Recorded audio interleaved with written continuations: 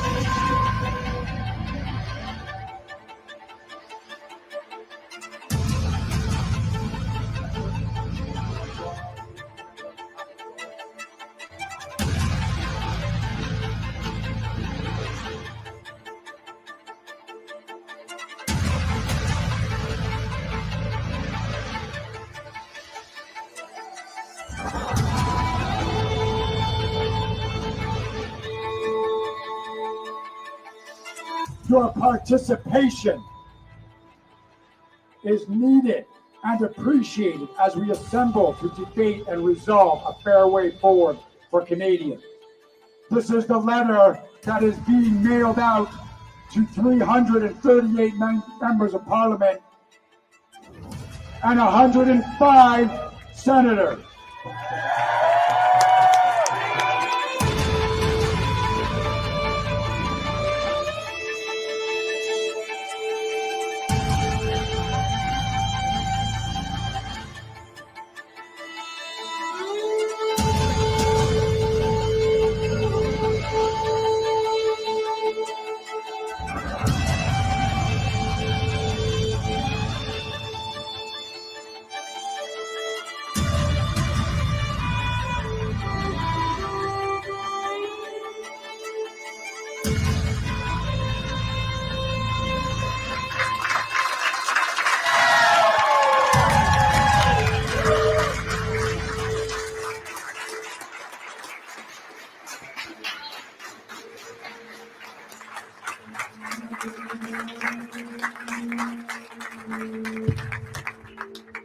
I have to say, I didn't expect this large of a crowd.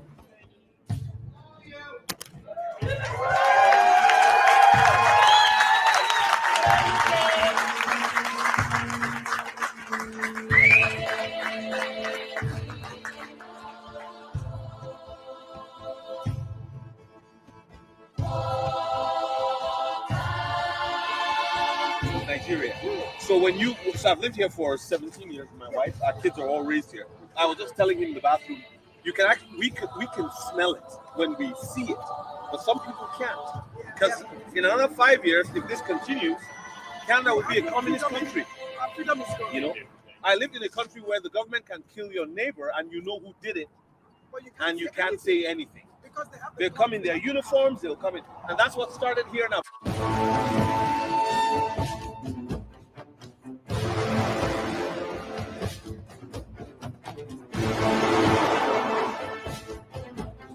$44.75, 10 hours, 45 minutes.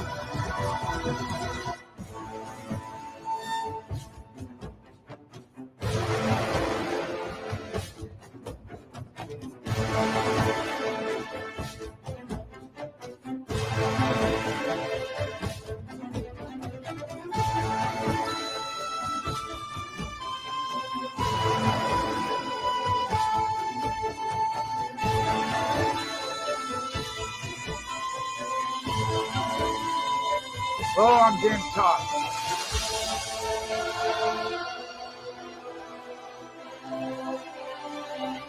This organization has asked for your participation in a meeting.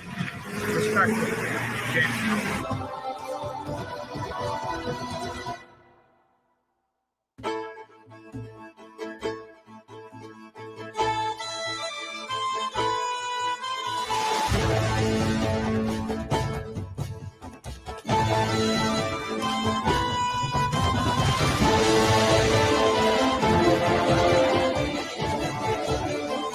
I will show you the global data that you did not inform the Canadian people about.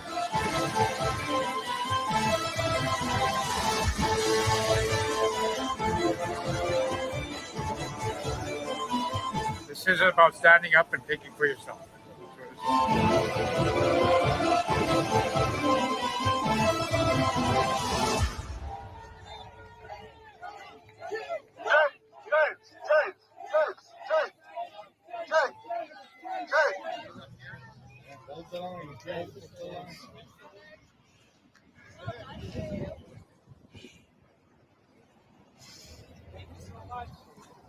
Can you just put that by my foot? Thank you. Good choice, man.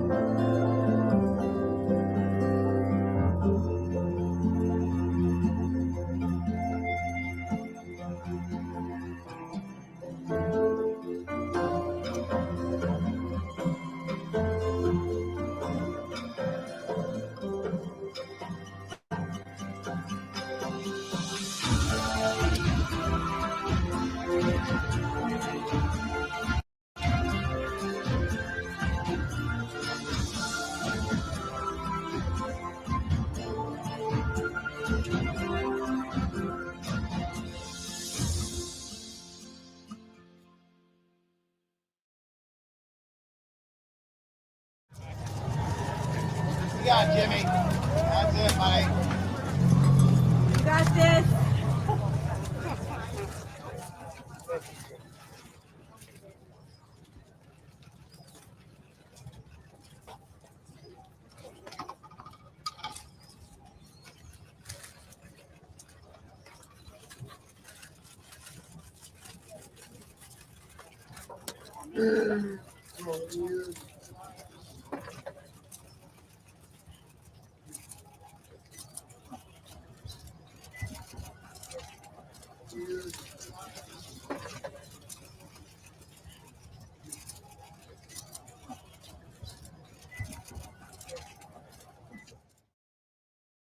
So this is the team that got me here. What did we do? We marched over 4,300 kilometers in protest, but this is not about that anymore. This is about the completion of this march and what we accomplished. You all helped me get here as well.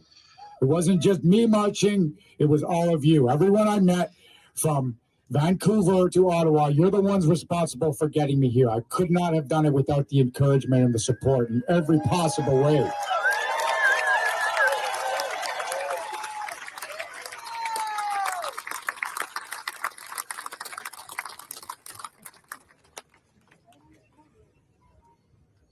We are the unknown soldier. And what did we have? What did we have in common with that person? No, we had courage. That's what we had. That's what we had. We had courage. Putting yourself in harm's way to protect the public. Fighting the war. Facing danger. Seeing something that is wrong and speaking up and doing something about it.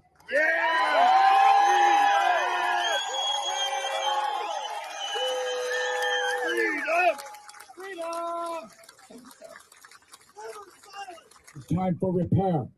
It's time to heal. It's time to reach out with an open hand. That's what we're doing here. That's where you got to start. And your hand may not always be extended, and you may get insulted. But you will maintain your dignity, because that's what Canadians do. Calm, quiet, dignity, and inner strength. That's what we have. That's what we share. That's what you demonstrate to others.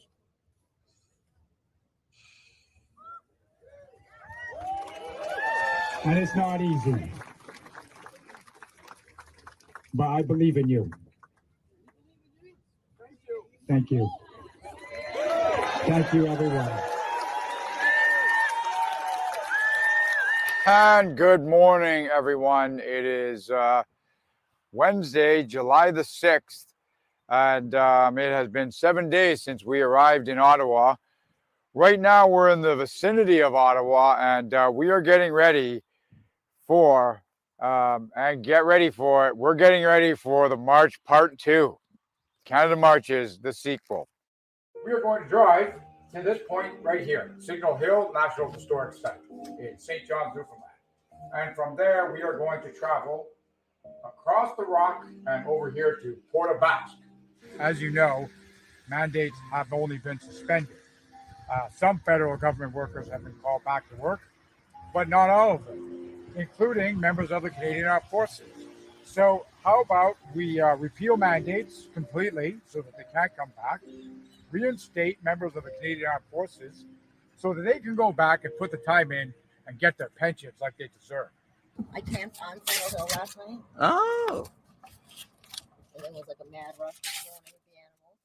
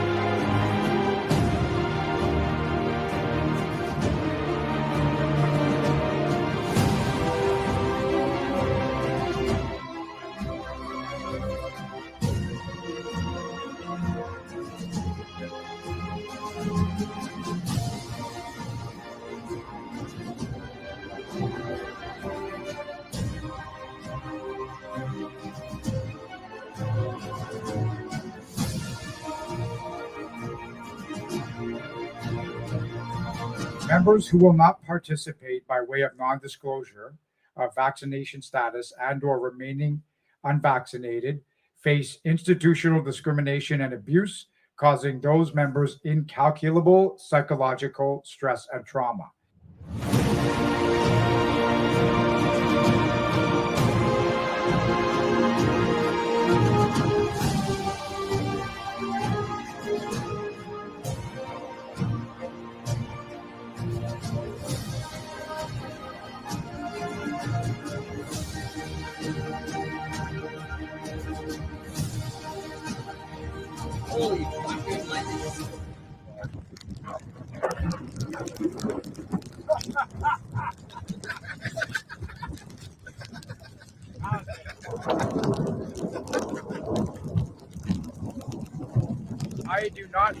I also do not think that it's ethical to coerce somebody to participate in a program like this by telling them that if they do not accept this product, then they will be released from service.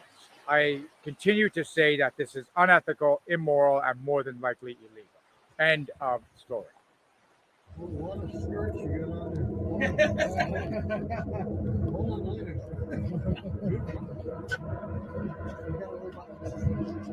Stabilization. Yeah. Morning, everyone. It is August the 18th, and we are here in North Sydney, Nova Scotia. Day one in Nova Scotia, where we begin our trek across the country.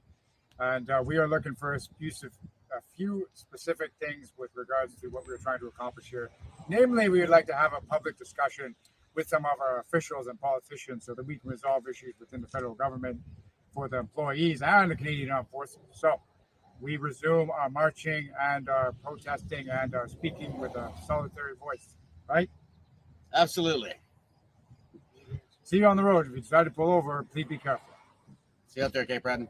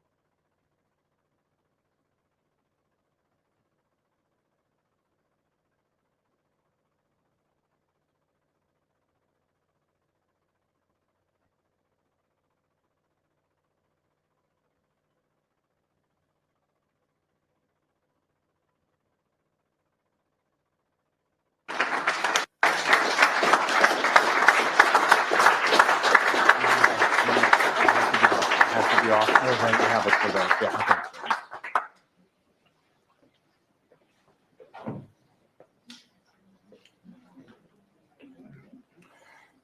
Merci, merci. That's actually me in the canoe. There was a bridge that was not accessible to foot traffic, so we improvised and did some canoeing. So it's not just marching, it's also paddling.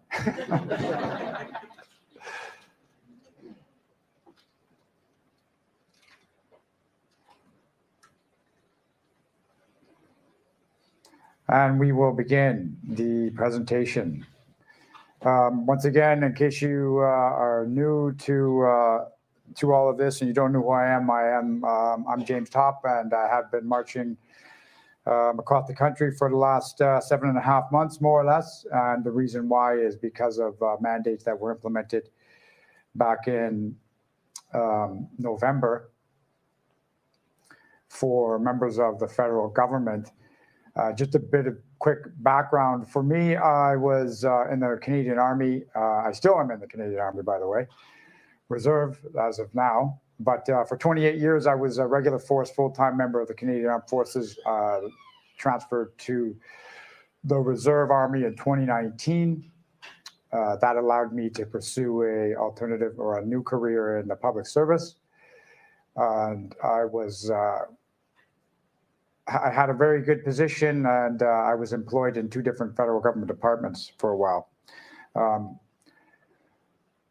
With the implementation of federal government mandates for employees requiring a vaccination in order to draw a paycheck, I was affected in both ways, in 2 different ways. With the public service, I was placed on leave without pay for my failure to disclose my vaccination status and or get vaccinated, both, by the way. So, and I will talk quickly about that in a minute, but within the armed forces, I had chosen not to participate in the Chief Defense Staff Directive on COVID-19 vaccination, and I was told that I would be released from the armed forces. So I will get to the details of all of that, but first I would just like to make it clear that my issue with the vaccine is that I believe that is something that should be a personal choice.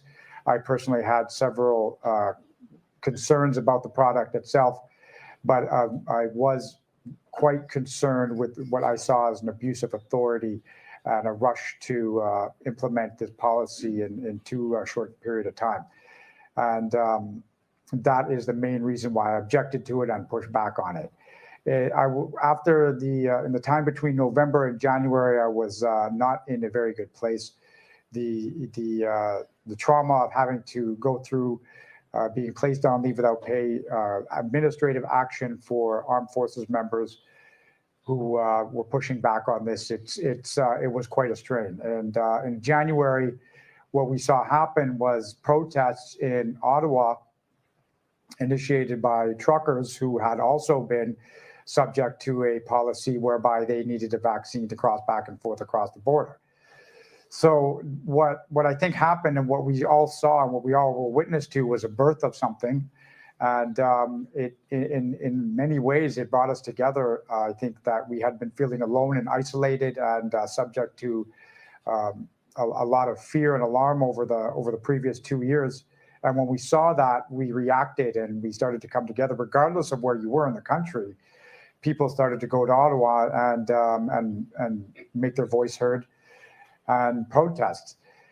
Where I was in Vancouver, well, I don't live in Vancouver, but near Vancouver, I live in Hope, BC. That's what got me and reinvigorated me and breathed some new life into me. And that was when I felt that it was time for me to start a protest of my own. And that's what I did on February the 20th.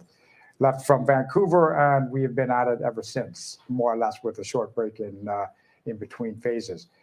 So 6,100 kilometers, more or less, on foot across the country from Vancouver to Ottawa.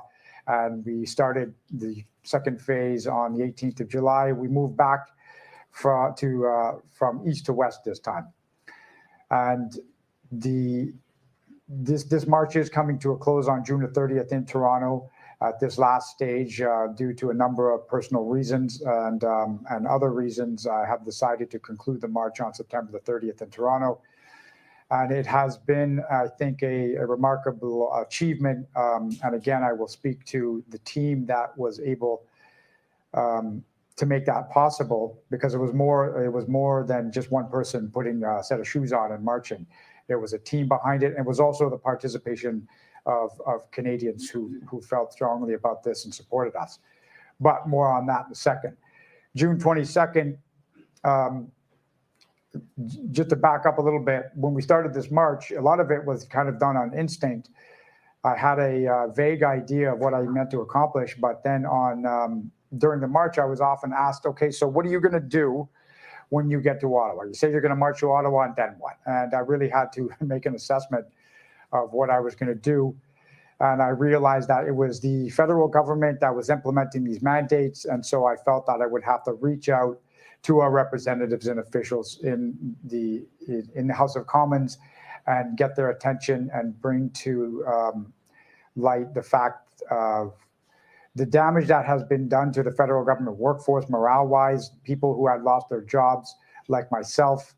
I wanted to bring the attention to that. I wanted to speak on behalf of those people who had lost their jobs or their businesses or had suffered from a damaged relationship through the implementation of these policies. I wanted to speak directly to our members of parliament, to our representatives, and make it known what damage has been done.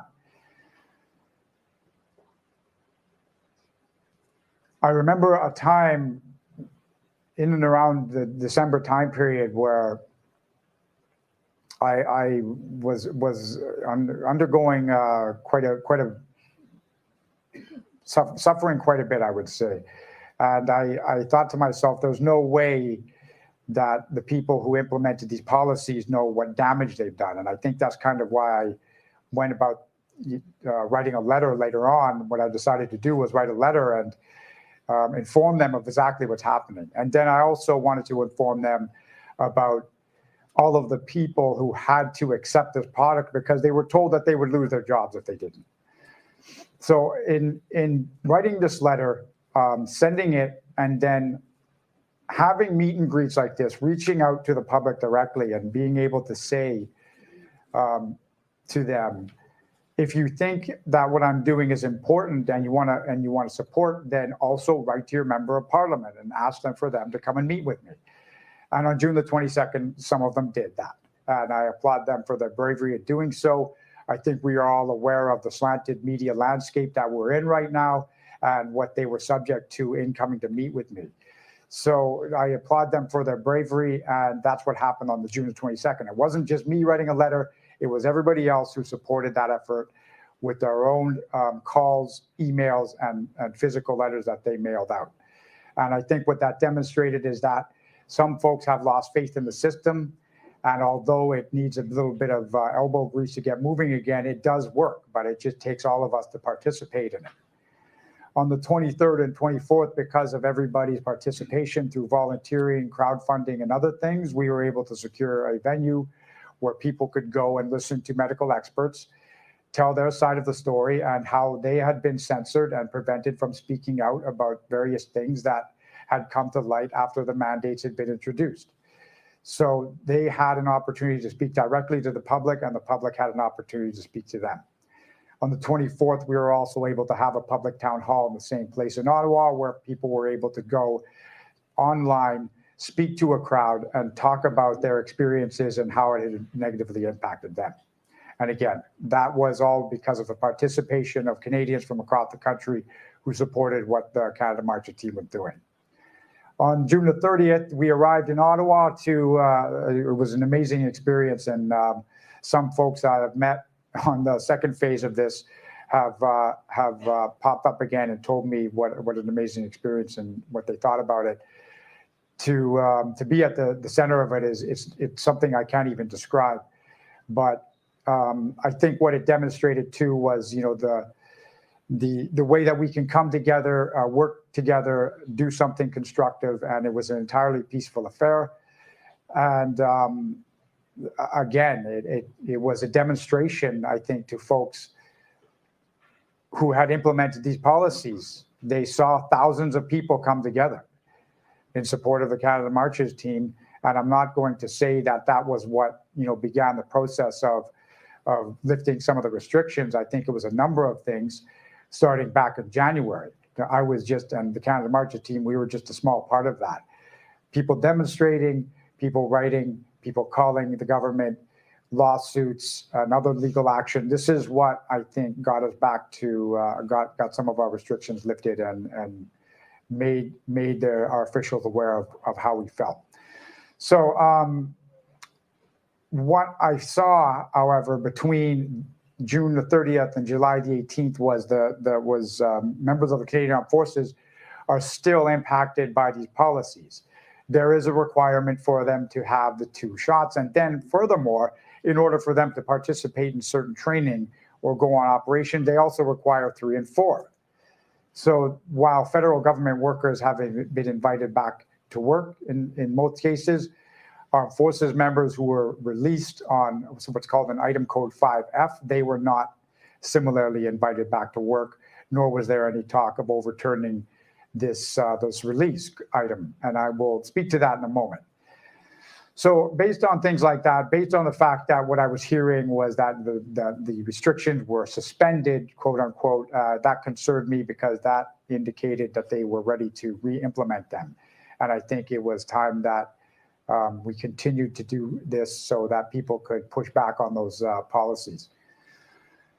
And that's where we decided to go to St. John's, Newfoundland. And I will talk to St. John's, Newfoundland momentarily because it is a place that is near and dear to my heart. It was the first time I had been an opportunity to go there and explore it at length. But before I speak to that, one of the things that we also did was connect various groups with each other, form partnerships. We were moving in a slow motion fashion across the country. And in that time, we came into contact with individuals and organizers and groups of people. And it was high time, I think, for them to start becoming connected with each other. And that's kind of one of the things we tried to work towards. So on July the 18th, is there any Newfoundlanders here? It's hard for me to see beyond the lights, but I know there's at least one.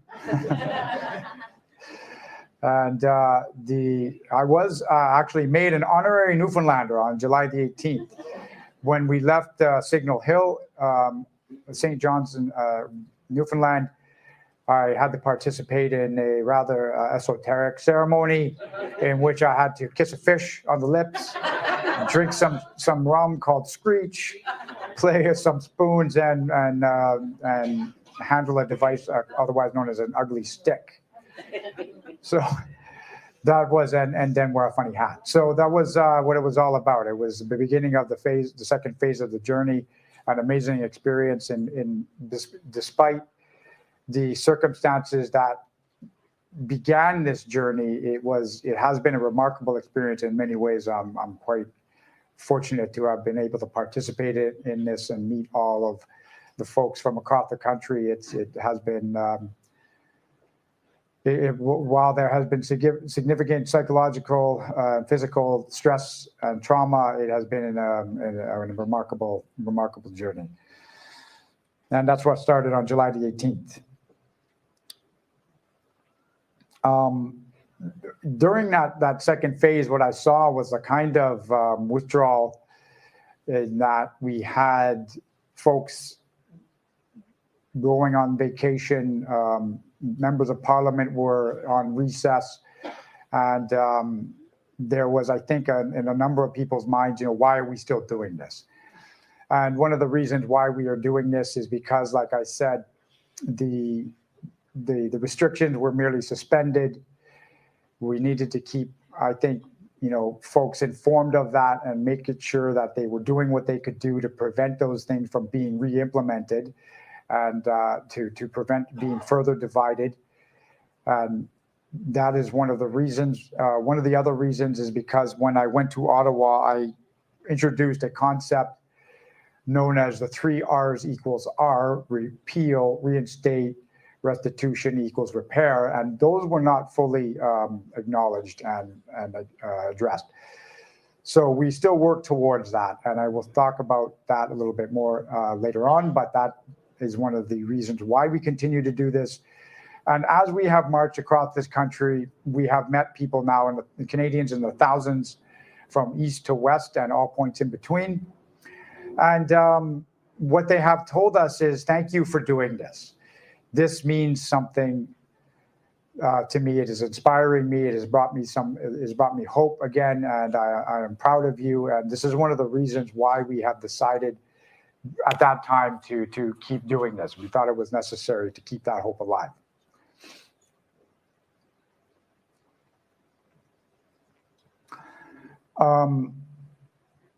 With respect to the armed forces and what is happening in that institution, this is another predominant reason why we are still doing this. You see in this depiction a pilot next to an aircraft. This person, his training to fly that aircraft, at a minimum, you're looking at 5 years, an investment in training, and approximately $5 to $10 million. Because he felt the same way I did, he was told that you will be released from service and you will be awarded with this item code. And this is administrative, bureaucratic label that goes on your personnel file, wherein you are released because of factors within the officer or non-commissioned member's control. He develops a personal weakness, or has domestic or other personal problems that seriously impair their usefulness to, or impose an excessive administrative burden on the Canadian Armed Forces. So because the fact that we felt that there was a problem with the implementation of this policy, it was an abuse of an authority, we had questions about the product, we were told that this is what's going to happen. After administrative review, you're going to be released under item code 5F. Now, what this means is that you now have to reinvest this time and effort and money into training a new pilot. It's not just like you go show up at a recruiting center and get a set of keys and start flying an aircraft around. There's a significant amount of training that goes into this. And this is what we saw happen. And this is why we continue to march, because Canadians do not know that this is happening to our members of the Canadian Armed Forces. We have people in the armed forces who have had exemplary careers, have been overseas, saw action, put themselves in harm's way, and this is the thanks that they're getting. So it's important that everybody understand that and put this on your radar. This is harm being caused to the individual and their families.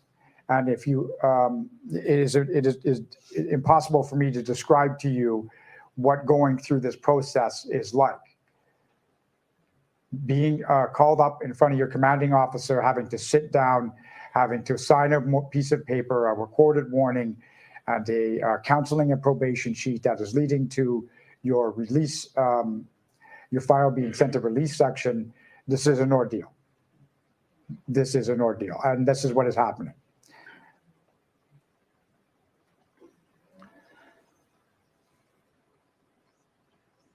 So on the institutional scale, 100,000 is a round number. We're actually talking approximately 91,000 members with the combination of regular force and reserve members.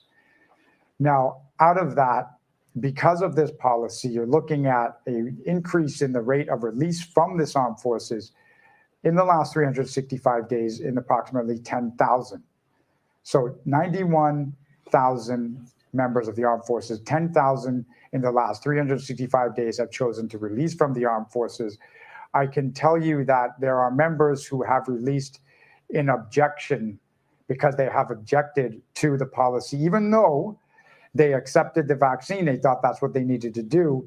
They released because they saw what was happening, the institutional segregation and discrimination happening within our armed forces. And they released because of these policies. They couldn't in good conscience stay in the institution any longer. And this continues to accelerate, by the way. This is important to you because I'm now speaking to the damage to the institution. This armed forces is your armed forces. It's a reflection of you, and you're paying for it. And so you should be concerned about this. And this is why I continue to march. This is why I continue to reach out to people. 3,000 of these people have now been negatively impacted, or have suffered this psychological trauma, have been 5F released, or they saw what was coming and they decided to put in for a voluntary release so that they could avoid a 5F. The people that I have spoken to have told me, and I will relate the following to you. I know of a release clerk who had 20 years of service, took an early, well, it's not really an early retirement, but you're talking about somebody who joined the Army quite young, 17 or 18, still was willing to serve for a number of years, decided to take a 20-year pension and leave the armed forces because they saw the lack of integrity being displayed by the leadership. So later in the summer, when restrictions were suspended, they were invited back to work at their old jobs to work as a civilian contractor. So this is the ineptitude on display here. You're talking about somebody who was released, is drawing a pension, and then being brought back to work as a contractor. Now, this policy makes no sense at this point. So this is just an example of the harm done to the institution. We have done access to information requests to the Department of National Defense. I don't want to stand here in front of you and deliver a bunch of information that I can't verify. I can speak to these numbers because I have access to a number of reliable sources. But I want to give you exact numbers. And in doing so, I have, through the Privacy Act, applied for access to information through to the Department of National Defense, and they are not necessarily denied, but they are delayed unnecessarily, and we are still waiting for this information to come out. The loss of faith that this has put in the line soldier, in the sailor, in the airman, or air crew, I should say. This is a corrosive and toxic policy that is leading to a loss of faith in our chain of command at the highest levels. And in between, I might add. This is why we're doing this. This is so you understand it. This is so later on when I tell you, or I'm not going to say that, when I ask you that if you think this is an important issue to you, I'm going to show you exactly how and who you can contact and raise your concern about all of this stuff.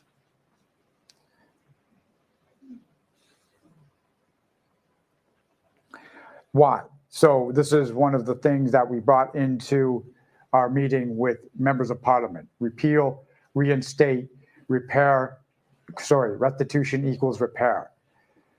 Repeal mandates. That's not me saying it. That is a number of scientists and medical experts that I have spoken to during this journey who have spoken to me and given me reliable information and led me to believe, after my own investigation into it and making my own judgment, that these mandates are harmful. We ask that they be repealed, that workers be reinstated, and not just within the armed forces, across multiple public service sectors. And I'm speaking to the nursing field at this point. I can tell you right here and now, there in BC is a shortage of nurses, but there's not a shortage of nurses. There's just the fact that you still require this vaccination they still require this proof so that they can go back to work. This is a problem. We have overcrowded emergency rooms and emergency rooms being closed down for lack of staff. Reinstate workers. Restitution, some back pay for those that were put on leave without pay. They should be getting back pay. Furthermore, at some point, at some time, somebody should be taking some responsibility for this. The divide that we are seeing in this country is something like something I've never seen before. All of these things put together is going to lead to a repair of that divide. The Canadian public, members of Parliament, members of the House of Commons, they need to be seen to be working together to repair the tear in our social fabric.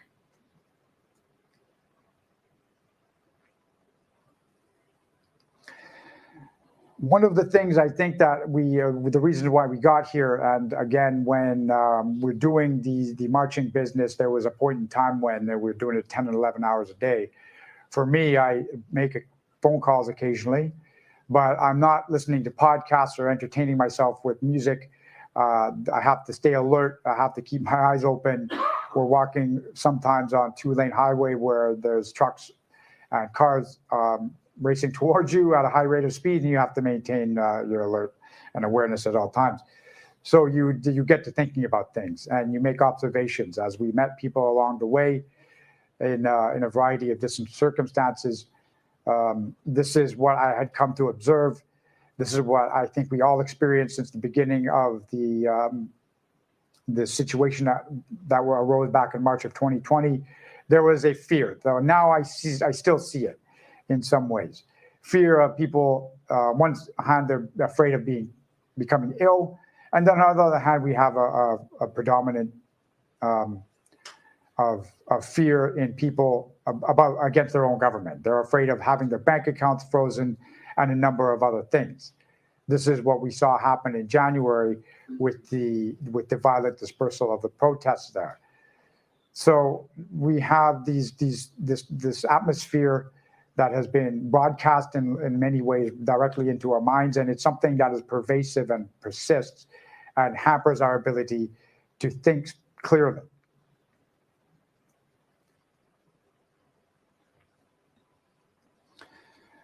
Once the fear subsides a little bit, and we have what is a state of confusion, like what is going on, what is to be done. Everybody's looking around at each other, and they're waiting for somebody to come and tell them what to do. And again, it's not necessarily the right thing to do. Fear leads to confusion, and then confusion, what I saw, is leading to apathy and indifference. Three things, three characteristics I kind of observed over the last 2.5, 3 years. And this is a natural byproduct of fear and confusion. And I am not criticizing anybody. I am not making judgments. This is something we are all susceptible to, and we are human beings and we experience these things. It's difficult for us to process, especially what we saw happen. It was so unfamiliar. And I myself was subject to all of these things. So what's the antidote? What do you do to get over all of this stuff?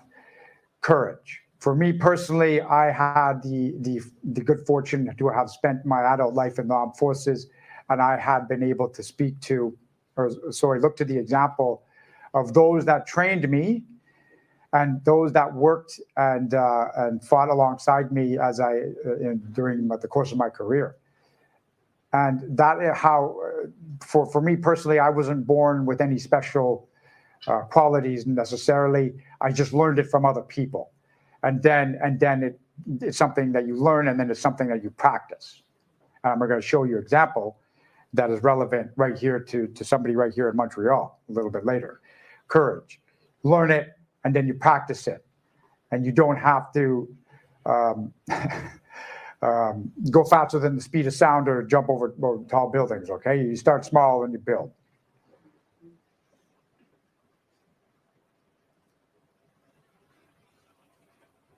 To overcome confusion, you have to educate yourself.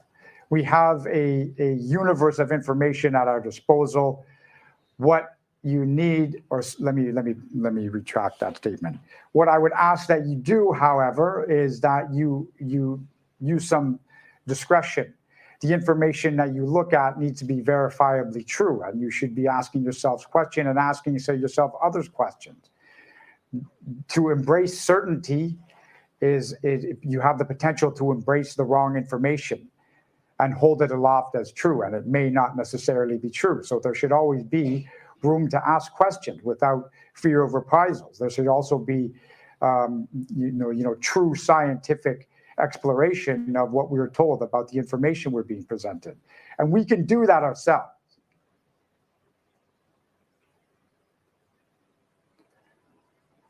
And then once you have those things, then you can do something.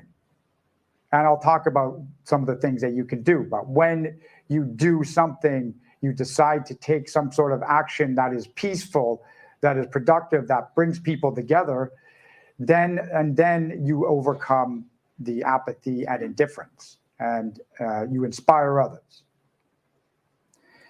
Because it wasn't just me seeing the protests in Ottawa. Leading up to that, I looked to a number of people. I listened to what they had to say, doctors, scientists, nurses who had been fired, like Kristen Nagel, RCMP officers who were speaking out, like Danny Bulford. These are the examples that I saw, that I learned from. And then I saw veterans also going to Ottawa and standing shoulder to shoulder with the people there. And that's what I learned from. That's what I practiced.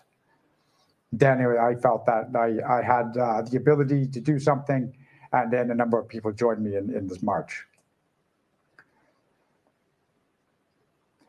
Now, I'm just going to quickly speak to another observation that I have made during this march. Over the last 7.5 months, like I said, you have time to think about things when you have nothing else to do but put one foot in front of the other for 10 hours a day. The system, as I think it exists now, the geometry of our age is this triangle.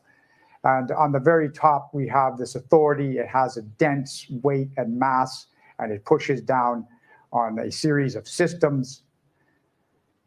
So at a national level, we have provincial level, and you can see how these things expand as it gets pushed down and across. But these systems and this authority is sometimes necessary. These systems are sometimes necessary.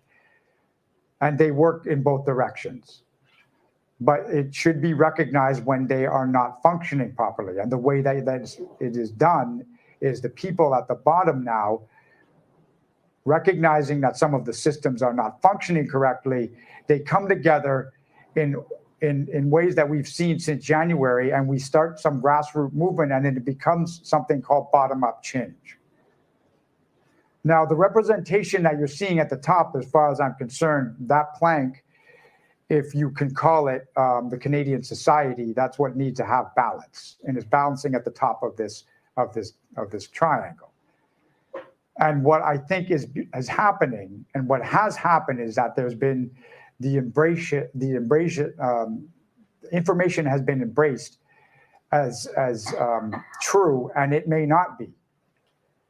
There has been this certainty that the information that we are being given is true and shall not and cannot be questioned.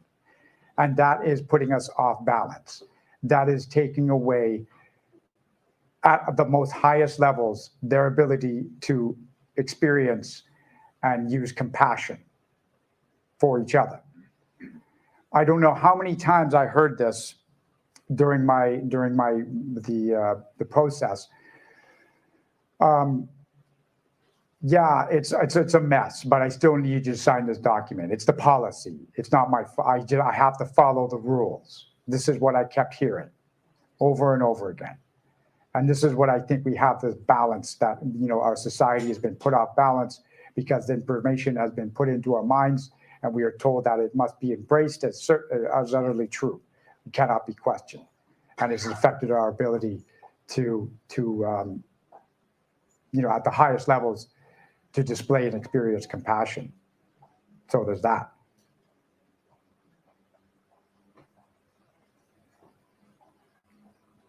So what do? There is this country that we call Canada. We live in these borders. To celebrate the country is not anything wrong, I do not think. And we have a number of things that available to us that we should know how to use, and we should know that they exist. We have the Charter of Rights and Freedoms. We have the Canadian Human Rights Act. We have the Constitution. We have a number of things available to us that we should know what they are and how they work and what to do with them. So I'm addressing, again, the systems and what people can do once they've educated themselves on how these things work. These things are out there. You should know what they are and how they work. Your voters, what does that mean to you? So I'm going to tell you a story now about something that happened to me on this march. Does everybody know who Pierre Poilievre is? Okay. Does anybody not know? Okay. Early on, especially out west, many people came to me and they said, in your efforts to reach to government representatives, officials, have you heard from Mr. Poilievre? And I would often say, no, I have not.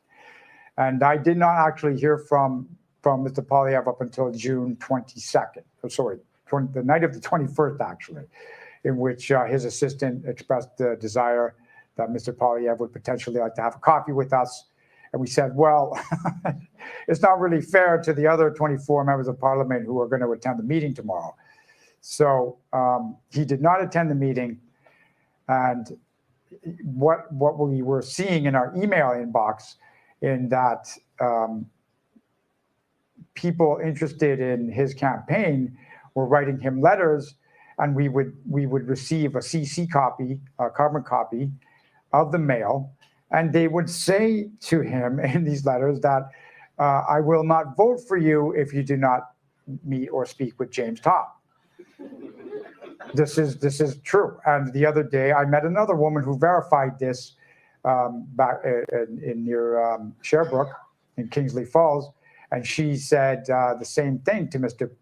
Poilievre when she went to meet with him in Magog. And I think you must realize that a lot of, you have power as a voter. You need to know what you're to do as an informed citizen. You have the power to vote. Use your vote wisely, but vote for who you think is the important person to do it. I'm not telling you who to vote for. You do that. I'm not advocating for a person or a political party. That's your job. But you have that power. And I often heard throughout this journey that people were telling me they had lost faith in the system. But I think what was happening is that, there was a disenfranchisement over 2 years and people were not going out and voting. So understand this. This is a power that you have. You're a taxpayer. Showed up on the 30th. Oh, right. And Mr. Poilievre also marched with us on the 30th of June, in case you weren't aware. So did Mr. Maxime Bernier, by the way, sitting in the audience with us. So thank you, sir.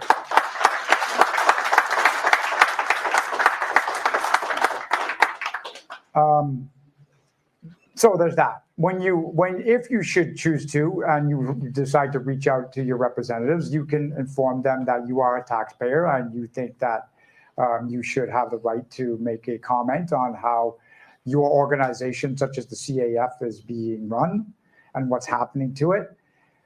You can inform your officials and your representatives that you are, in fact, paying their salaries, and you have every right to ask these questions and raise these concerns. And furthermore, you are a consumer. Why is this important? I have to be careful how I say this so I don't get sued, but we know that we live in a society now where there is a stranglehold on the information space, especially when it comes to news, by corporate media, and it is often incorrectly reported. I can speak to that firsthand, and I will shortly, but we saw what was happening in January and February, a peaceful gathering, a protest, and that was presented as something nefarious, and that was done by a corporate media structure that receives streams and streams of your money and supplements their profit. So understand your power as a consumer. So there's that. And again, it takes you working as a group. It takes grassroots development, pushing back, and making bottom-up change.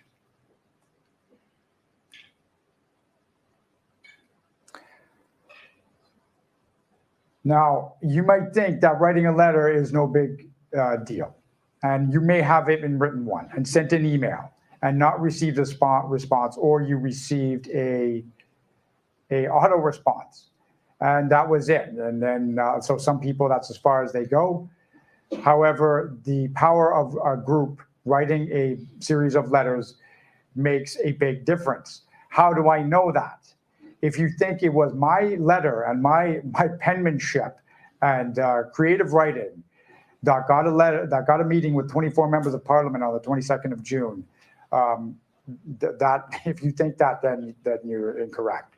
It was everybody who I met from Vancouver to Ottawa and also on the East Coast and Quebec who contributed to that effort by writing their own letters, calling, emailing their members of parliament and asking them to come and meet me. It makes a difference. And it doesn't just have to be to your member of parliament. You can also write a letter and inform some of these corporate media giants that you're unhappy with the product that they are delivering and that it is not true and it is inaccurate. And you're going to refuse to use that product or read any more of it, and that's going to take away from their advertising dollars. Has everybody heard of a customer satisfaction survey? Fill them out. That's what I'm telling you. One lady told me, and this was just last night, that at a corporate news station, if one person calls in and makes a complaint, that is considered to be representative of 1,000 people. So understand that. Writing a letter, calling, emailing, it makes a difference. We saw the effectiveness of marches and standing demonstrations since the beginning of January and before that, I would add. And what we're going to do now is talk about the importance of performing skits and street theater. A bunch of folks getting together, singing a song or doing something else where you have people peacefully assembling and helping others overcome their fear of the situation that they're in through the use of humor or some other device. And now that's what I'm going to do. I'm going to show you a combination of all of these things. There's just three things that you can do if you decide that you have you are ready to overcome your fear, confusion, and apathy with courage, education, and action. So where is my lovely assistant? So Catherine is a member of the team, and she has been providing for us pretty much all of our meals. Thank you, Catherine. Just step into the light. Okay, Tony. I'm going to be right here. Very good. Okay. So just this is improv. This is improv comedy. Roll with it.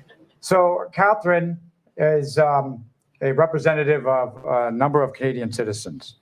Starting in March of 2020, ready? Okay. She became afraid. I don't think that's afraid enough.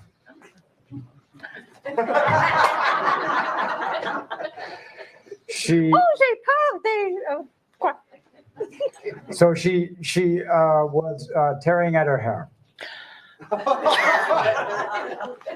in fear. And then she didn't know what to do. And then gradually the fear subsided and then she was confused. Scratch your head. Oh. Tell him I'm confused. What do I do? So she was confused. So she was afraid and confused now. And now she didn't know what to do. And so she did nothing. That's not enough. Curl up into a ball. Very good. So fear, confusion, and apathy. And then what happened was that she remembered a story about somebody that was close to her.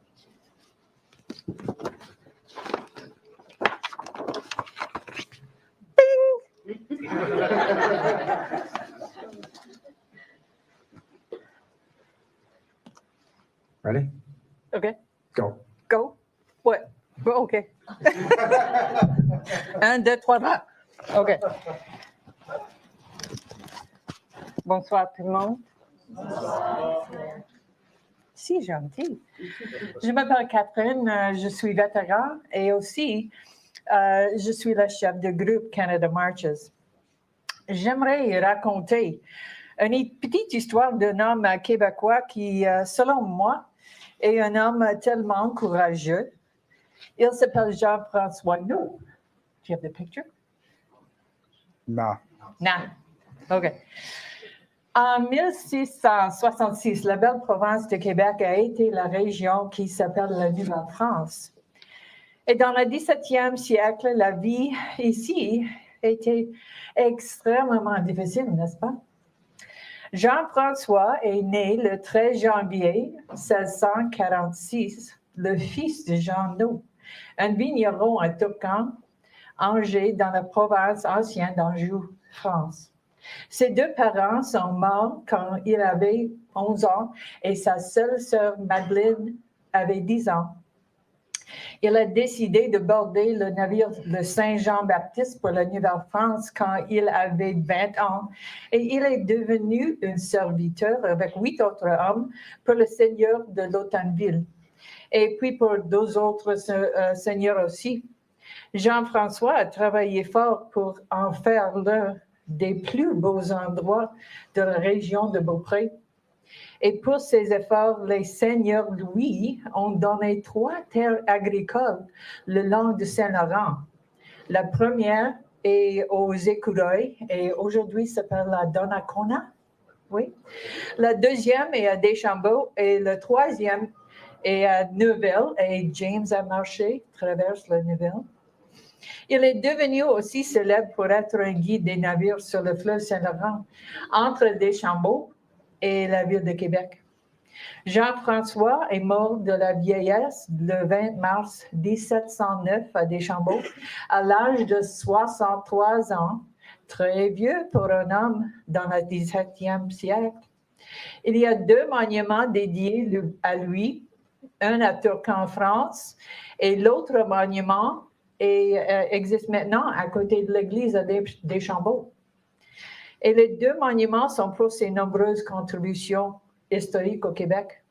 Alors, qui est Jean-François No et pourquoi suis-je si fière de lui? C'est simple, Jean-François No est mon grand-père.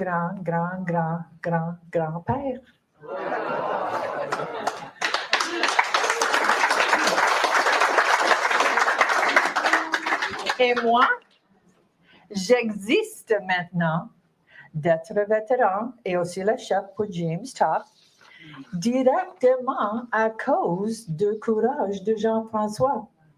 Le même courage qui a vécu dans son cœur vit dans le mien maintenant. Et je crois que c'est aussi dans les cœurs de tout le monde ici ce soir. Parce que la liberté, elle n'existe pas sans courage. Alors, ma dernière question est si simple. Que faites-vous avec votre courage? Merci.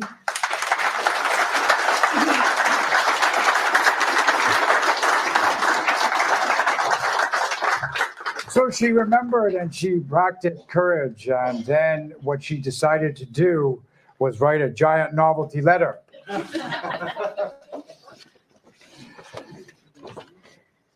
Hey, mon marqueur. So there she goes, writing a letter. And show it to everybody.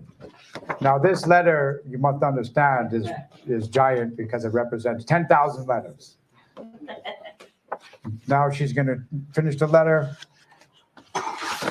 put it in the envelope, remember, it's 10,000 letters. Oh.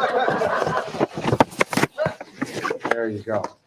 And then because she had developed super strength. She was able to march with all of these letters. And with the help of a number of friends, I might add, and take that and drop that off to her representatives in the House of Commons. So there we go.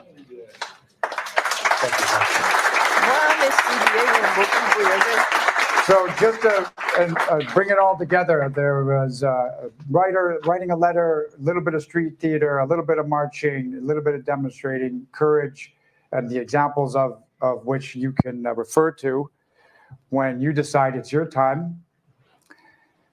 And the example that we use is with Catherine's grandfather. I had another one.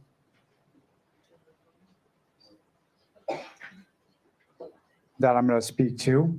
And this is Leo Major. If you've never heard of Leo Major, then I'm not really sure. Yeah, Leo Major. A hero. Yes, he is a hero from Montreal. Let me just read to you some of his accomplishments. Enlisted when he was 19 with La Régiment de la Chaudière. Did I say that right? Yes. And he was in Normandy on the 6th of June with other Canadians, captured a German armored vehicle single-handedly. He was wounded in battle. Some phosphorus caused him the loss of his eye, and he chose to stay in theater despite the loss of his eye. He refused to leave. He fought in the Battle of the Scheldt in the fall of 1944, captured numerous enemies on his own. He was the only service member to have been nominated for the Distinguished Conduct Medal in 2 different wars, in World War II and the Korean War. In World War II, at a place called Zwolle in Germany, Leo volunteered with a friend, Corporal Willie Arsenault, to conduct a reconnaissance mission. Arsenault was killed by German fire. Leo launched an attack on his own against Nazis in a village, and it was so ferocious that this is true, the enemy withdrew its forces based on the actions of one man. And Zwolle was liberated, and he actually went back there later in his life, and he was received a parade for being the hero. So this is an example of courage that you can refer to. These are examples that I look to. My legacy is the Canadian Armed Forces. This is a Canadian from Montreal. We like to use these regional examples, and this is something that you can draw upon when it comes, when you're suffering and you're been overcome with fear and confusion and apathy. This is an example that you can use to move yourself forward.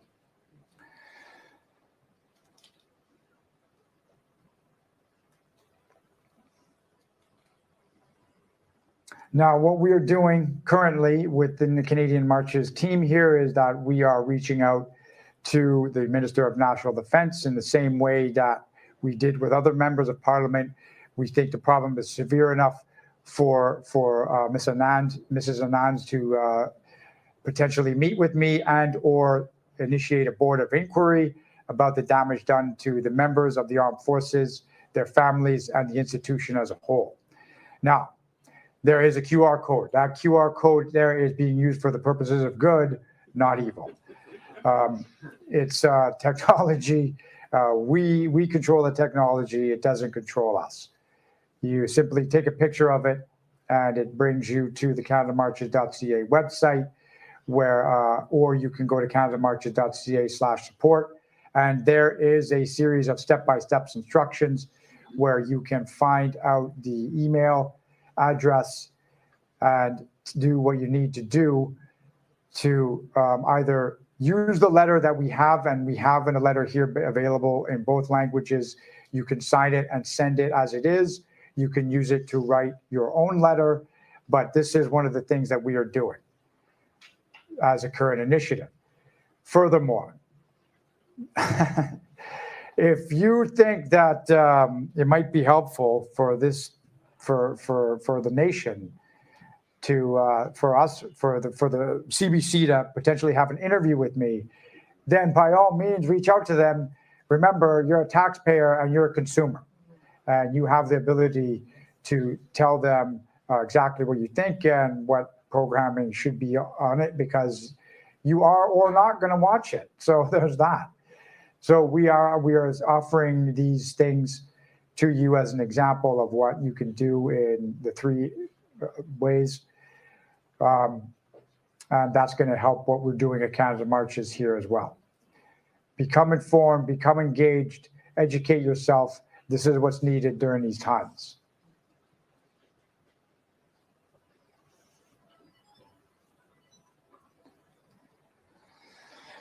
So now, this is going to be a little bit tricky because of the layout of the room here, but this is the time when I bring up all of the team members of the Canada Marches team here and introduce them to you, because it's important that you understand that this is not the work of just one person. So they know where they are, and they better start making their way up here, please.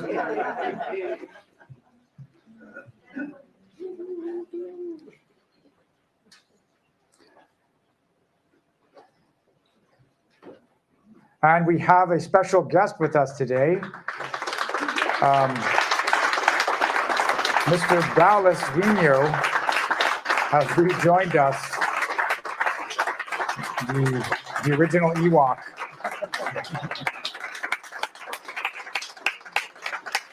So, is that the one?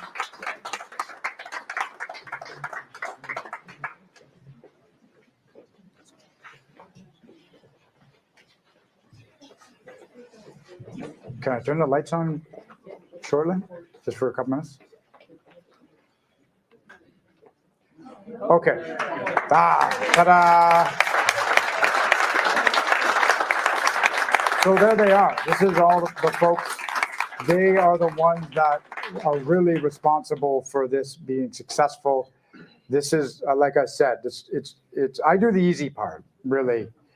This is the work, a combined effort that has been going on since February the 20th. I would not be here without the folks in front of you. They are as close to me as anybody in my own family, and I rely on them in ways that they probably don't even understand. But before I get all emotional here, I would just allow them to introduce themselves, starting off on the right. Jake. Carla. Jamie. Dallas. Ben. Tom. Jordan. Catherine. Dave. Scott. Dana. Shelley. Christian. Yeah. Thank you, guys. And just so everybody understands, Christian and I didn't know each other before February the 20th, and we've been working together for 7.5 months. So this is really, all of the team here have been at this for months and months. None of them is being paid. They're volunteering, taking time out of their lives to make this journey successful and make it what it is. And we, again, are going to end this on a positive in Toronto on the 30th of September. But we're also going to have a private gathering October the 5th. And that will be the end of the march for Canada Marches. But it's not over quite after that. We'll talk to that in the future. But this is the team here in front of you, has done all of the things, such as march with me, watch my back. Just today, Ben probably saved my life as I was distracted and wandered into the middle of the road. And they provide security for me, cook meals, do maintenance on the safety vehicle and our RV. The mundanities of the things that they have to do are beyond measure, but if it weren't for them doing these things, this wouldn't be successful. They're also helping me reach out to members of parliament, maintain contact, make contact with people like Andre, and again, make contact with folks who are opening their homes to us so we have a place to sleep at night. This is all the things, and cook meals, thank you, Catherine, that are keeping this going forward. So thank you, guys. Yeah. We'll just leave the lights on so you can. So we are going to take a bit of time after to answer some questions and take some pictures. And if you you wish to meet with them and ask them questions, feel free to do so. Oh, sorry. Sorry, I forgot. We'll have to do that after. Okay.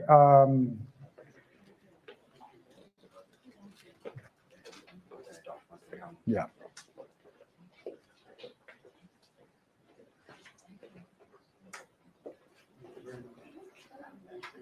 So there's that.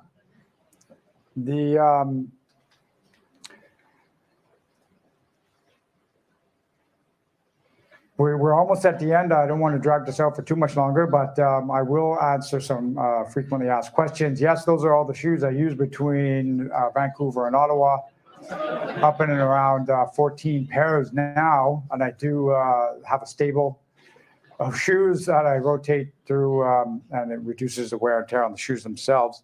But I will more than likely have enough shoes to open up a small used shoe store. It only sells one size. So that happened.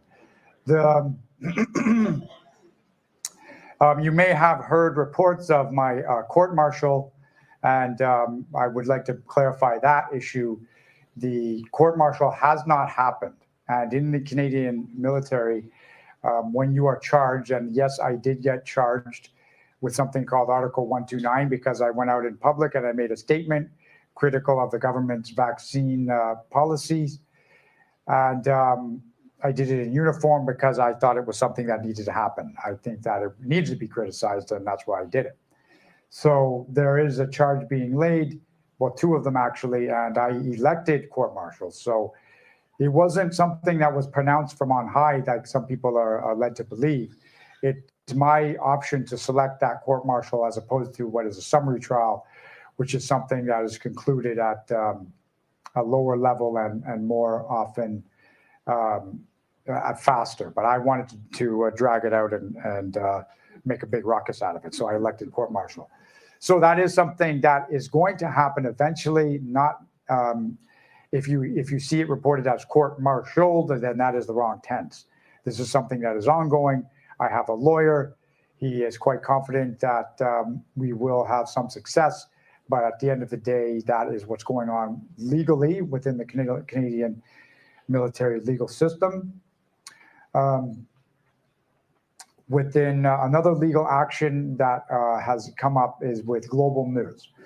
So Global News, as you may or may not know, we have an antagonistic relationship in that they continually report inaccurate and misleading information about me and what I'm doing, and label me as some sort of nefarious character associated with other nefarious characters. So I think there's something that is called patience, but there's also something hand in hand with that is tolerance. And my tolerance for the antics of Global News is at an end, and we decided to contact a lawyer and initiate a legal action against Global News. And because of your participation and your help in this, the lawyer has we have retained a good lawyer at ReLaw out of Vaughan, Ontario, and they have sent a notice of libel to Global News because of an article published on the August the 18th, in which I'm labeled, and it is too egregious for me to repeat here. You can go and look it up for yourself on GiveSendGo/Canada Marches if you choose to do so. But this is something we are going forward with. This legal action needs to happen. Those of us who are standing up and speaking out against these policies need to start pushing back in some way so that we are taking too much of this criticism from the corporate media, I think, lying down, and it's time for us to come together and push back call them out on their poor journalistic practices.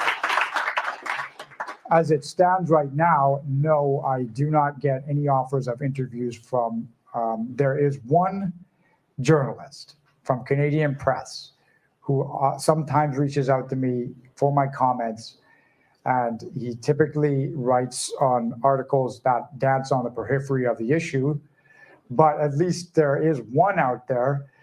None of the others from CBC, CTV, or Global News, their reporters don't ask me for interviews or ask for my comments. They simply write these articles, and we have had enough. So that is happening. What else? I forgot. Anyway, there'll be a time for you guys to ask questions. So that's that.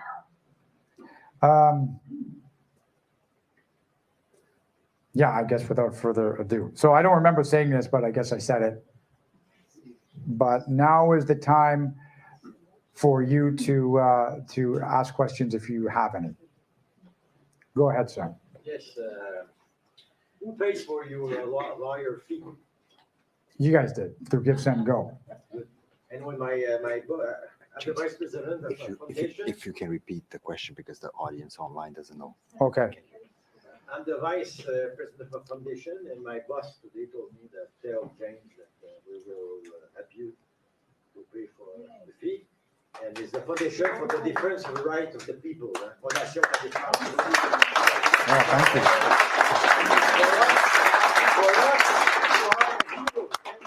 I want you to know that. Well, merci beaucoup. And I have something to give to you on behalf of my boss. It's the new armory of the foundation. It's just recently released. Oh. Anyway, thank you very much. Merci. Merci beaucoup. Thank you for everything you do. Merci beaucoup.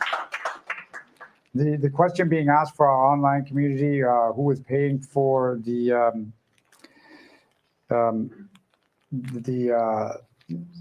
lawyer? Sorry, and it's a crowdfunding effort through Give, Send, Go, but then we also have a generous donor here who has just informed us that they will be contributing to that effort. Merci beaucoup. Yes, I just want to repeat the name of who they are. It's the Foundation of the Defense of Liberty, of Rights and Liberty. Do you want to be famous? Le nom de la fondation parce qu'ils ont pas. Can you come up again, sir? We would like everybody online to know, so if you can. La Fondation pour la défense des droits et libertés du peuple. In English, the Foundation for the Rights and the Liberty of the People. C'est ça? That's good. Merci. I tried my best in English. Oh, good. C'est bon. Go ahead, man. I have a son in the army.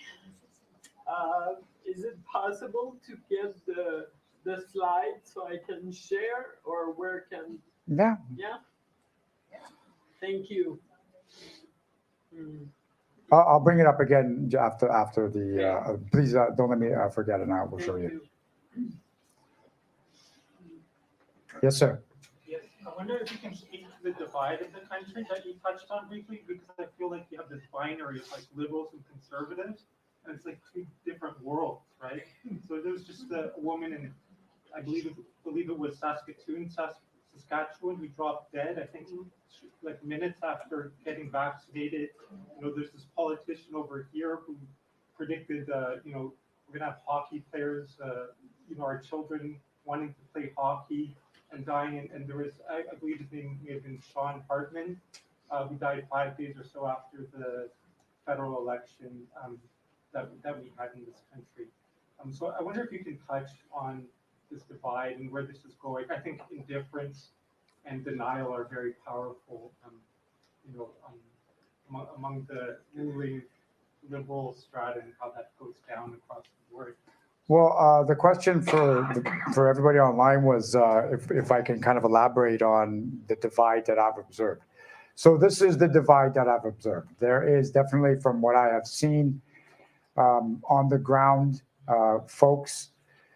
I did a kind of a calculation on this, and this is ballpark figures. Please bear with me.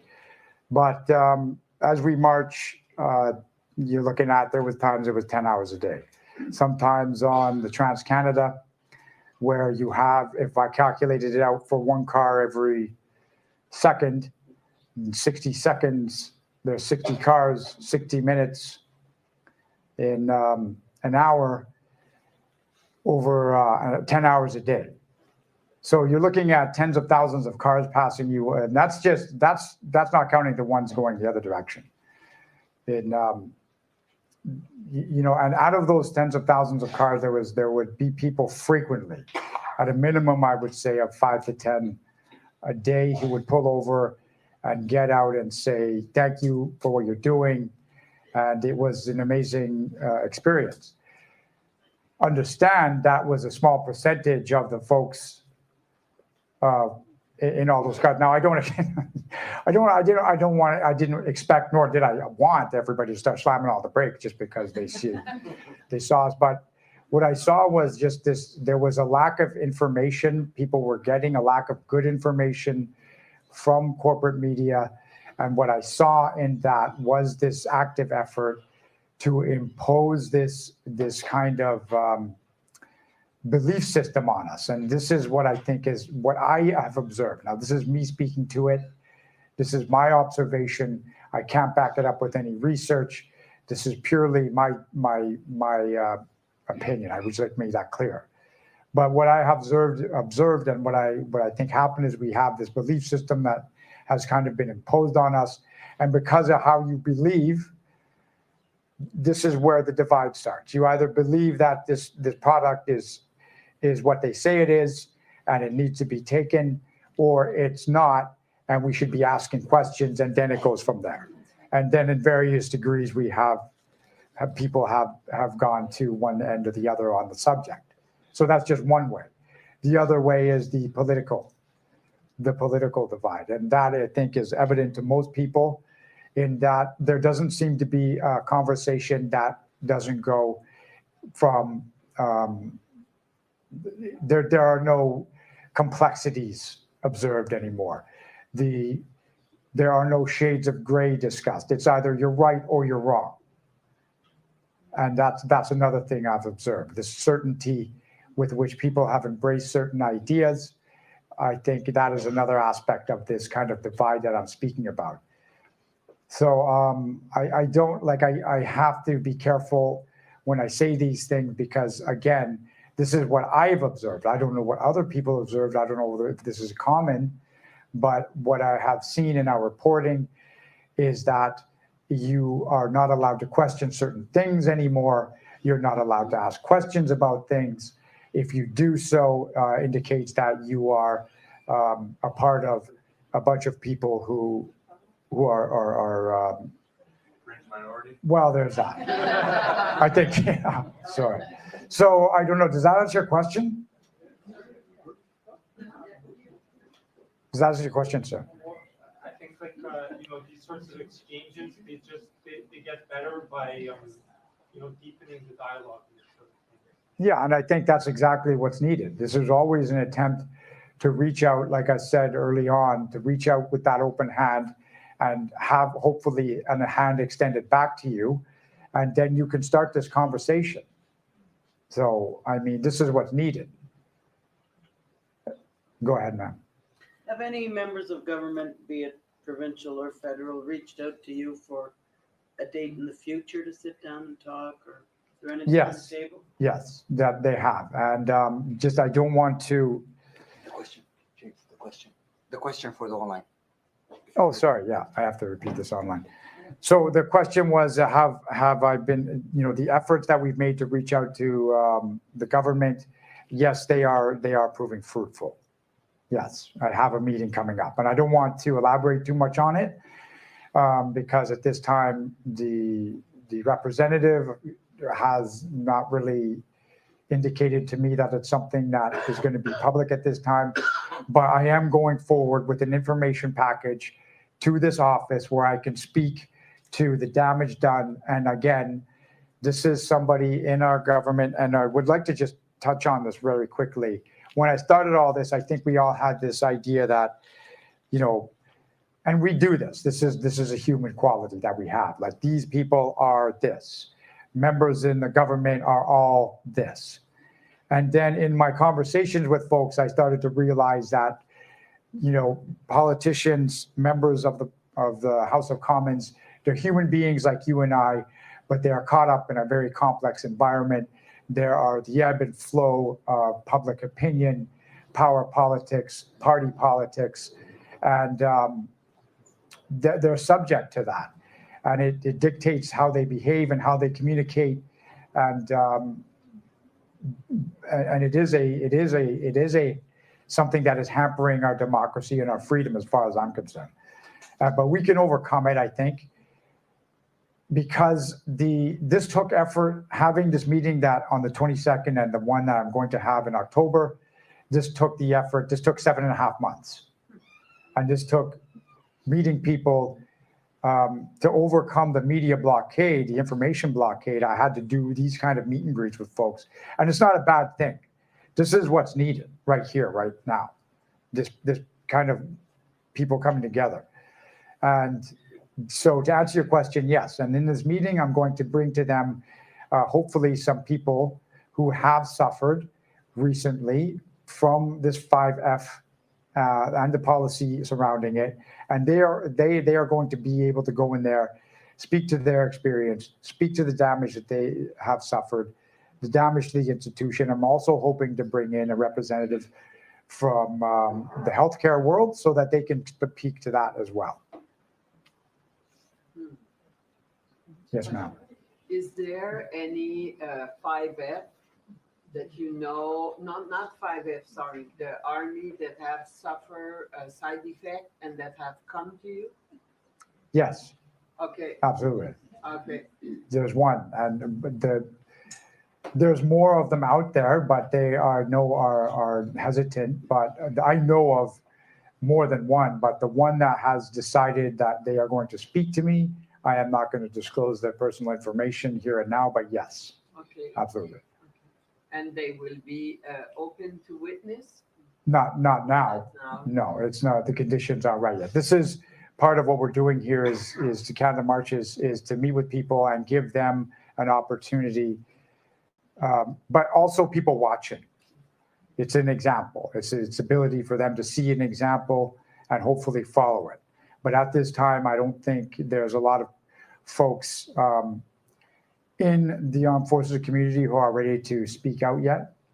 But definitely the ones who have suffered from this 5F policy, who are free and clear, they're starting to come together. So that's something to watch out for. Yes, sir. Hi. My name is the thing is, I belong to different groups, and the idea is if you can give us some more ideas on how to, more strategy on how to explain to the masses that the mandates are still alive and well. Because a lot of people, they're still thinking that now they're in their comfort zone, and everything is beautiful, and so we have a lot of ideas, but it doesn't seem to be in everybody's. Remember, we have different types of people, different cultures, different age groups. So the more strategy, the more marketing we can do on this part, I think can get more masses. So, okay, I think, so is that a question or like a general comment? I'm asking you if you have any strategy. Oh, to give us more. Well, I did. I had 3 that I spoke to. Like it's letter writing, it's marches, demonstrations, street theater. Those are things, but I mean, there's other ways that you can. So you have information that you want to present to a wider audience. This is the question is so everybody understands. Try to gain as many people as possible to get them active. To get them involved. Well, I mean, one of the reasons why we're here is that you guys can. I just want to make something clear here. I'll get to your question in a second, and the question is, what other strategies do I have for presenting the kind of information like the fact that mandates are only suspended and not completely, they've only been suspended, right? And what strategies do I have to kind of present that to a wider audience? Is that paraphrased accurately? I think so. Is that? Yeah, but we need more ideas, more strategies, more marketing. Yeah. Okay. Well, all I'm going to say to that is that that this is a group effort, just like I introduced a team here. Yeah. So that you guys can have these conversations. There are a number of different things. Like I won't stand here and say do this or do that. No. This is. To get more ideas. Yeah, but I think this is what's needed, is groups coming together, having these discussions, coming up with ideas on how to get that information out there. Like, we know it's publicly available. Like, if you put together a group of people and started knocking on people's doors and giving them the actual printout of the government policy to put in their hand, is that something you think would work? Sure. Well, there's an idea. How about that?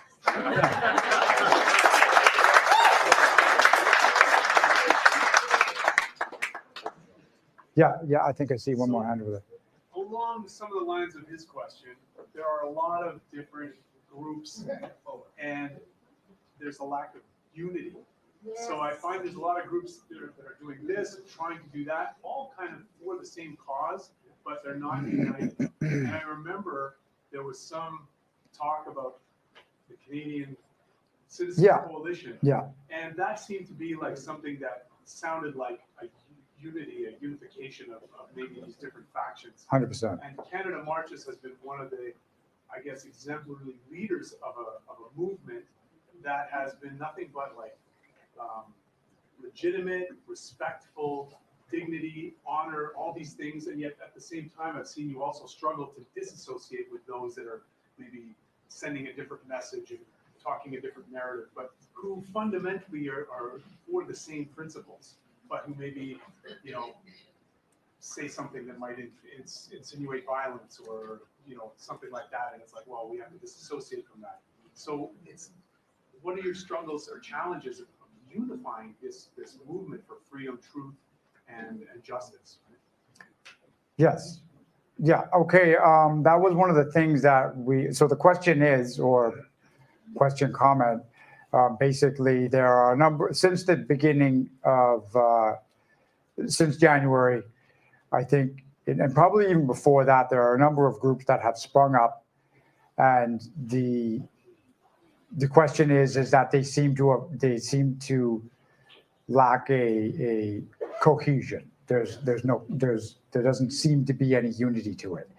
And one of the things that we brought forward that was observed during this march is that we met these groups as we traveled through the country. And the effort was to bring them together under an umbrella, a conglomerate, if you will, of different organizations in what was called the Canadian Citizens Coalition. So that is still a thing, that is still ongoing, but it is evolving, albeit slowly. It is something that still exists, and there is effort getting put into the creation of this. And would the idea be membership to that? Yeah. So it would be, I'll give you an example. So under an umbrella, you would have a number of different groups that belong to, that can speak to their own memberships. Such as nurses or veterans or. Exactly. Yeah. And that's what became of it. You have Canada Marches, which kind of speaks to their community of currently serving or recently released members. Then you had Police on Guard, Mounties for Freedom, Frontline Nurses, and under this kind of umbrella organization, and you have a conglomerate of these different groups. And then through a kind of an executive director and a board, they can come up with strategies like the other gentleman was talking about there. Okay, so what can we do to mobilize our particular memberships? So in that, there are certain things that they can do in bringing people together. Now, this is the issue with an effort like that, and this is what I've seen. So the crew here at Canada Marches, we have basically put our lives on hold for 7.5 months. This has been an amazingly successful journey. Would have been more so had we had at least a smidgen of positive media coverage. But it was successful, and we got as far as we did because we worked basically every day for 7 months. You know, there was a admin / rest day every 5th day for us during the March, but this went on every day for 7 months. And the issue that I think we're facing within these various groups is that they're volunteer organizations. People with full-time jobs. Exactly. Jobs and all that. Exactly. 100%. And so it's not a problem. I don't like to address things as problems. It's a challenge. The challenge is coming up with a model where people have, because they're not funded, right? We don't have the resources of a political party necessarily. Do you need volunteers in local communities then to sort of come forward and start opening chapters of the? Potentially, or they appeal to their specific group. So, for example, like if you're from Montreal, and you have a group that is working towards demonstrations, for example, or writing letters, whatever this group is, you come together, and that group, should it choose to do so. So I'll give you an example, right? United Healthcare Workers is an organization that I just became aware of through Canadian Frontline Nurses. Now this is, as it stands, like the United Healthcare Workers. So they can maintain their own membership and their own group, but work under an organization that kind of distributes a greater strategy. Does that make any sense? Yeah. So the umbrella of. Exactly. Okay. But the thing is, they can mobilize a specific group of people. So it's either regional or it's by profession. Okay. So what the challenge is with all of these groups is for finding a way to become committed to it.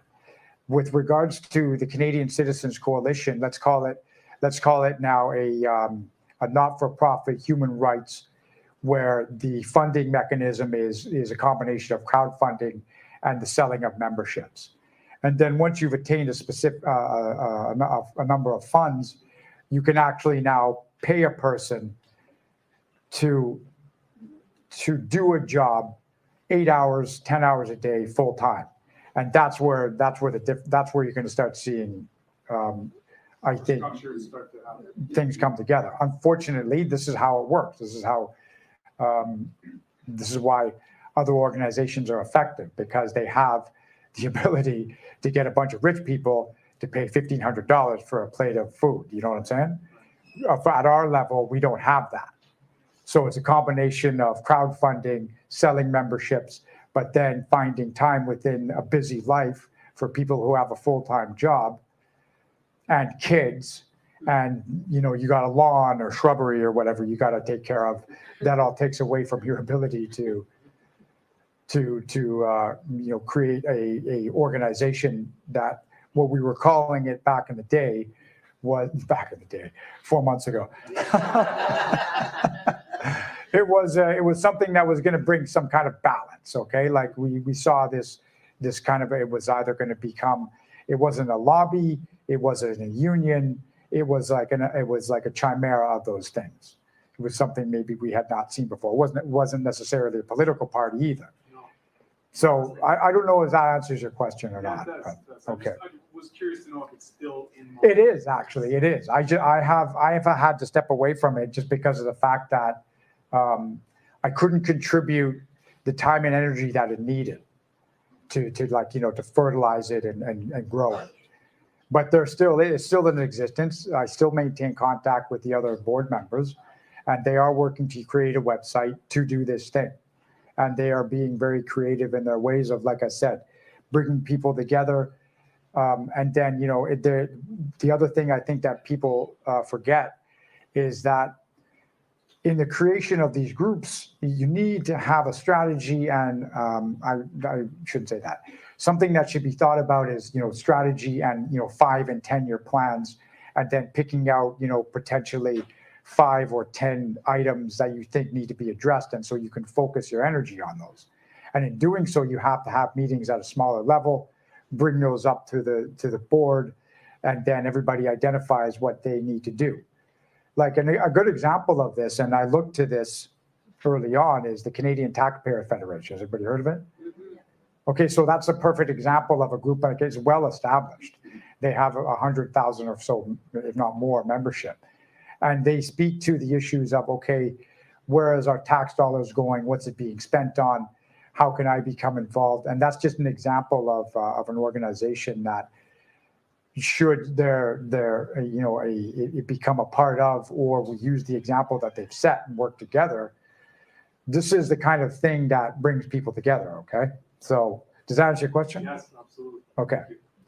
I'll take one more, and then I would like to turn the lights on and give everybody the opportunity to take some pictures if they choose. And yes, go ahead, sir. T-shirts. Thanks for what you've done. And just a quick question, maybe also to those around here.